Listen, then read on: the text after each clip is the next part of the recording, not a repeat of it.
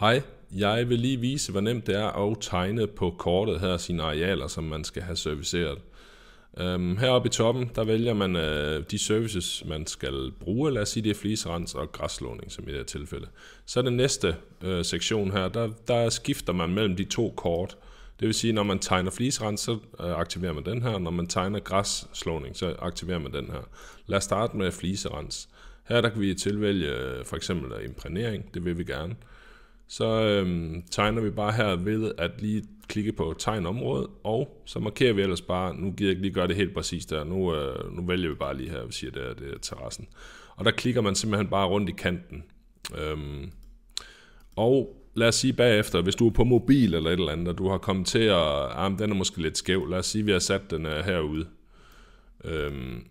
Og så vil du godt lige have rykket den ind, så klikker du bare på den her 2 gange, det kan du også bare gøre med fingeren på mobil, så kan du lige tage hjørnet her, og så trække det ind, så kan man altid lige justere det. Og hvis du egentlig havde glemt, at du lige skulle tegne lidt videre et andet sted, så kan du trække den her ud, og så kan det kan du faktisk blive ved med at gøre i de her. Så det er sådan, det foregår. Og du kommer til at tegne noget, du gerne vil slette, så klikker du bare på den, så trykker du bare slet.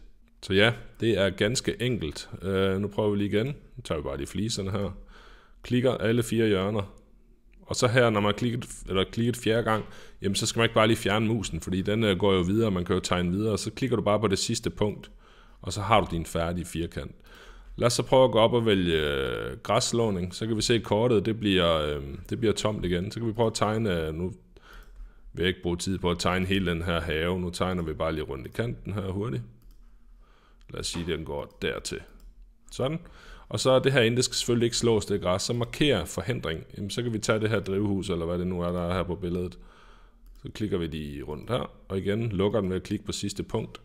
Så hernede, så kan vi se græs. Jamen, der var 412 kvadratmeter, og der er trukket 45 fra, eller der er tegnet der er trukket 45 kvadratmeter fra, så giver det 367 kvadratmeter. Så kan vi se prisen. Og heroppe, der kan vi også se vores fliserenser og den ekstra pris for imprægneringen.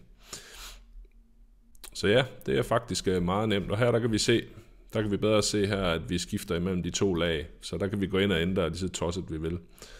Og hvis man sidder på mobil, og man har lidt pølsefinger, eller hvad man har, og man synes det er lidt svært at ramme præcist, jamen så kan man altså klikke på den her svær at tegne på mobilen.